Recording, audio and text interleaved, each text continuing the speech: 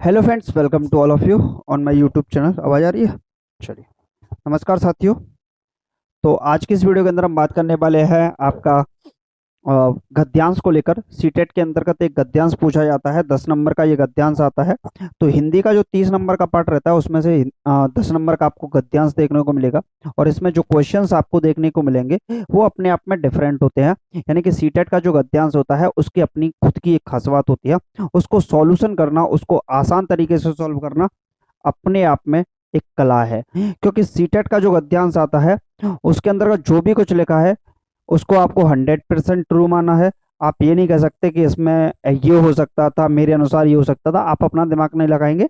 गद्यांश में जो भी कुछ लिखा होता है उसे आप 100% ट्रू मान के चलेंगे, चाहे वो गलती क्यों ना लिखा है।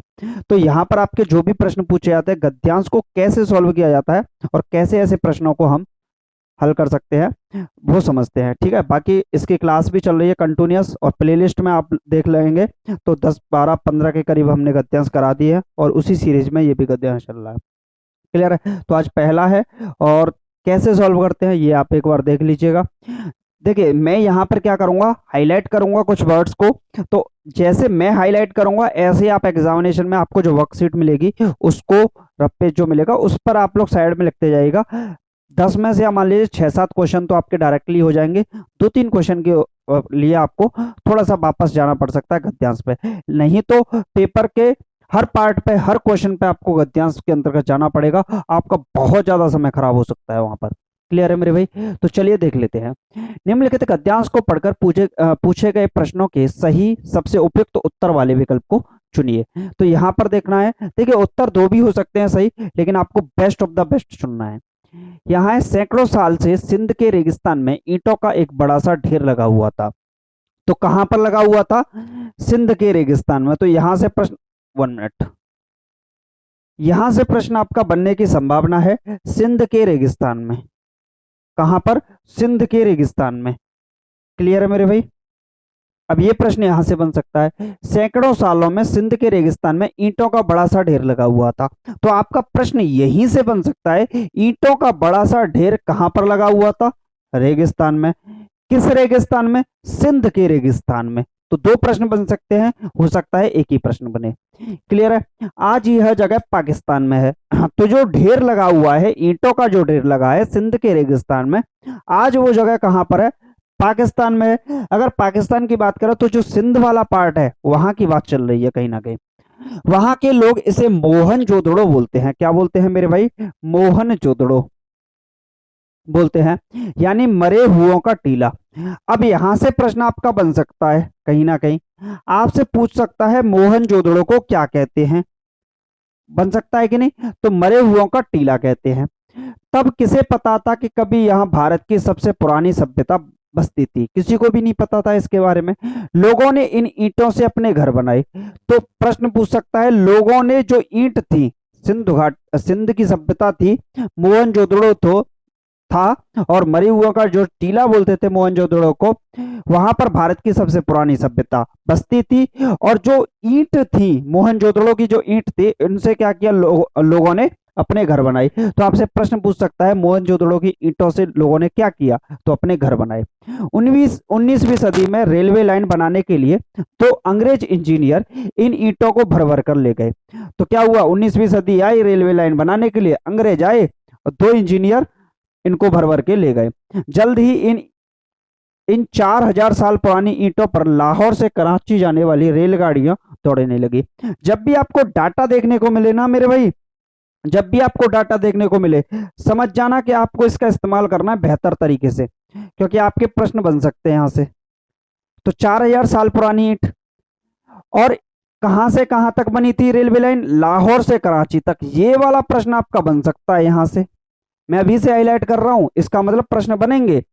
तो 4000 साल पुरानी ईंटों से लाहौर से कराची जाने वाली रेलगाड़ियां इस पर दौड़ने लगी। यानी कि आप जो अंग्रेज थे उन्होंने क्या किया? इसका ट्रैक बनाना शुरू कर दिया मेरे भाई। क्लियर है? और कहां के लिए? लाहौर से कराची के बीच में। क्लियर है? सिंधु घाटी सभ्यता के शहरों की खोज भारत के इतिहास में 2000 सालों से ज्यादा पीछे चला गया है। कितना पीछे चला गया है? 2000 साल पीछे।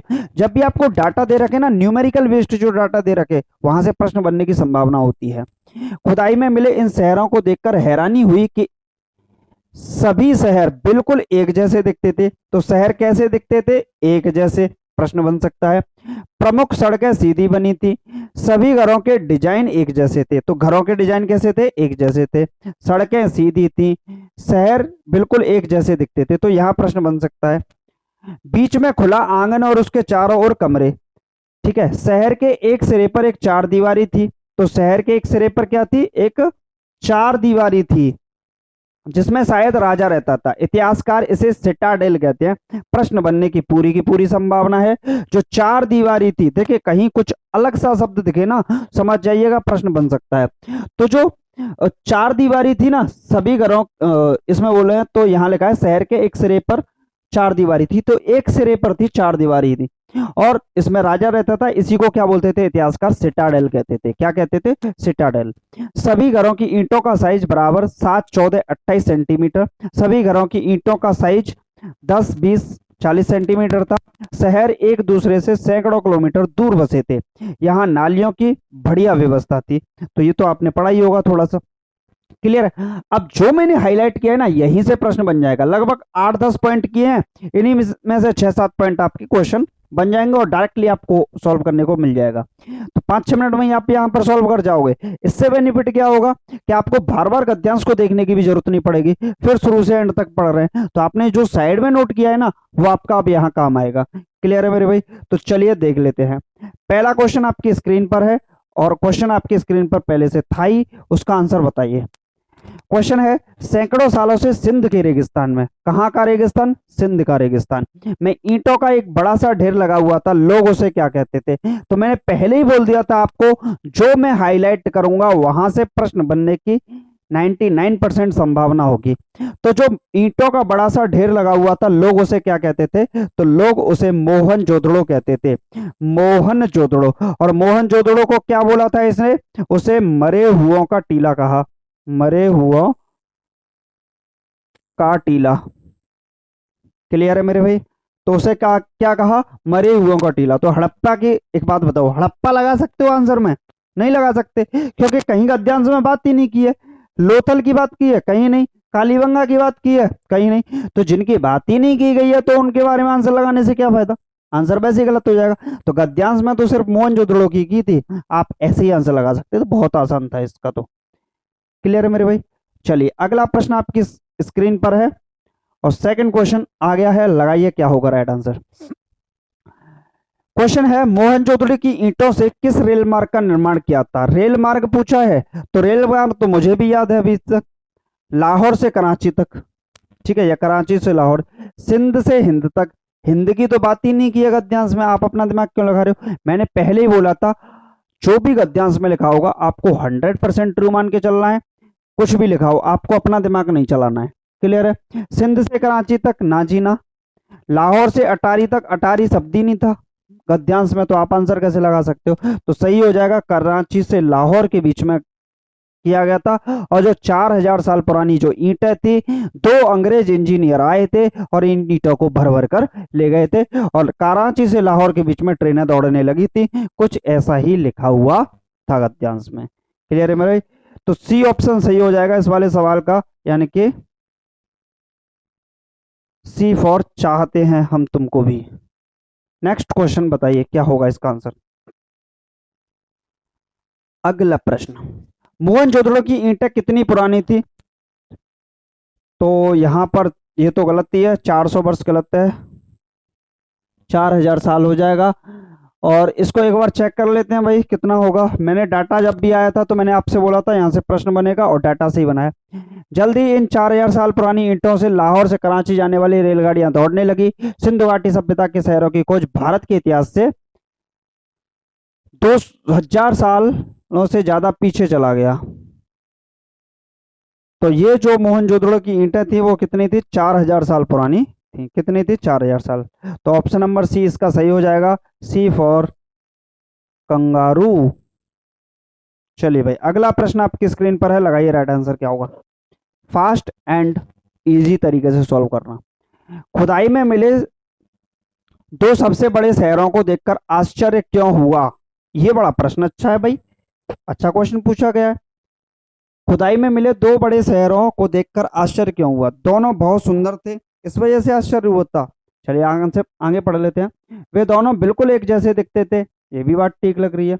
वे दोनों एक दूसरे से सटे हुए थे, ये भी बात देख लेते हैं। वे दोनों एक दूसरे से पूर्णतया भिन्न थे। तो देखिए यहाँ पर अगर बात करें पूर्णतया भिन्न थे, इससे कोई मतलब नहीं। वे दोनों एक दूसरे से सटे हुए थे, ना जी ना। वे दोनों बिल्कुल एक जैसे दिखते थे, बात तो ठीक लग रही है। ठीक है। खुदाई में मिले दो सबसे बड़े शहर देखकर आश्चर्य क्यों हुआ? तो यहां पर अगर हम बात आ जाए,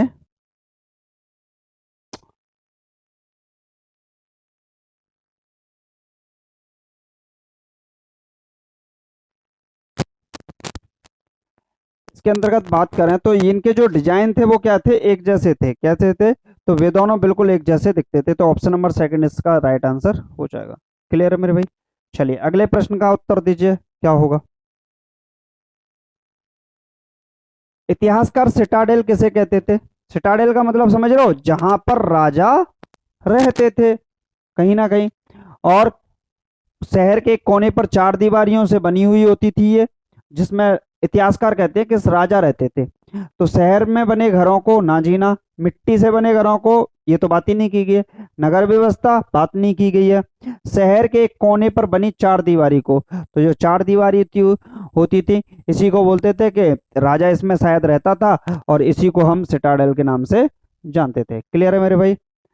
चलिए नेक्स्ट क्वेश्चन आपकी स्क्रीन पर आ चुका है, लगाइए राइट आंसर क्या होगा। क्वेश्चन बहुत आसान है, सरल है, प्रश्न का उत्तर दीजिए। निम्नलिखित में से कौन सी विशेषता दोनों नगरों से संबंधित नहीं है?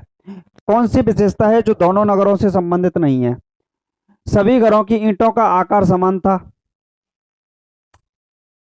सभी शहरों की दीवारों की ईंटों का आकार समान था, सभी शहरों की घरों की संरचना समान थी, और सभी शहरों की नालियों की व्यवस्था अच्छी नहीं थी। तो अच्छी थी ये तो गलत बोलता है। ईंटों के बारे में आकार की बात की नहीं गई, घरों के बारे में बात की गई, तो सभी शहरों के घरों की संरचना समान थी, ये सही हो जाएगा। ईंटों के बारे में कुछ जानकारी नहीं दी गई है, उसमें थोड़ा सा डेटा दे रखा है कि ईंटों का आकार ये था ये था ये था। इतिहासकार एरिस्टोटल कहते हैं सभी घरों की ईंटों का साइज बराबर था, तो ये बात तो इसमें ठीक है, सभी शहरों की दीवारों की ईंटों का साइज समान था। और इसमें से पूछा है नहीं, नॉट पूछा है, माफ कीजिएगा, इसमें अगर नॉट पूछा है तो आपका फोर्थ ऑप्शन हो जाएगा कि नालियां अच्छी व्यवस्था में नहीं थी, तो ये गलत हो जाएगा। अच्छी व्यवस्था में थी और एक सीधी रेखा में हुआ करती थी। क्लियर है? यहाँ नालियां बढ़िया व्यवस्था थी, तो फोर्थ ऑप्शन हो जाएगा क्योंकि आपसे गलत पूछा था। चलिए भाई अगला प्रश्न आपकी स्क्रीन पर है। आगत शब्द है, चलिए इसका आंसर आप लोग कमेंट बॉक्स में लिखिएगा, इसका आंसर हम नहीं देंगे। एक क्वेश्चन आप लोगों के लिए छोड़ते हैं, आगत का मतलब क्या है बताइएगा कमेंट बॉक्स में। चलिए, और ये शायद लास्ट क्वेश्चन होगा इस वीडियो का। चार दीवारी में समास है, बताइए कौन सा समास होगा? चार दीवारी। देखिए अव्ययी भाव समास की बात करें तो अगर जो मूल शब्द होता है, मूल शब्द, मूल शब्द के पहले मान लो आपका कोई लग जाए, यथा लग जाए, या ऐसे बोल सकते हो मूल शब्द के पहले कोई अव्यय का कार्य करे, अव्यय लग जाए, तो उसमें क्या होता है? आपका अव्ययी भाव समास होता है मेरे भाई। यहां पर अगर हम बोलते हैं यथा संभव, क्या बोलते हैं? यथा, यथा संभव, अगर हम इसका बोर्ड प्रयोग करते हैं शब्द का, तो यहां पर कौन सा समास होगा? अव्ययी भाव समास होगा। क्लियर है? अगर यहां उपयोग कर देते हैं अनुचित, तो यहां भी कौन सा समास होगा? अव्ययी भाव होगा, क्योंकि अ क्या करेगा? अव्ययी भाव का काम करेगा। क्लियर है? कर्मधारय की बात करें, कर्मधारय की बात करें तो कर्मधारय कौन सा होगा? इसमें जो यूज किया जाता है जिसका, जिसकी, जिसके, इसका ज्यादा यूज किया जाता है, जिसका, जिसकी, जिसके। द्वंद्व समास की बात करें तो दोनों शब्द होंगे वो एक दूसरे के क्या होते हैं? विलोम शब्द होते हैं। क्या होते हैं? विलोम शब्द होते हैं दोनों एक दूसरे के। जैसे हम बोलते हैं दिन रात, ठीक है, ठंडी गर्मी, ठीक है, तो ऐसे बोलते हैं तो द्वंद होगा।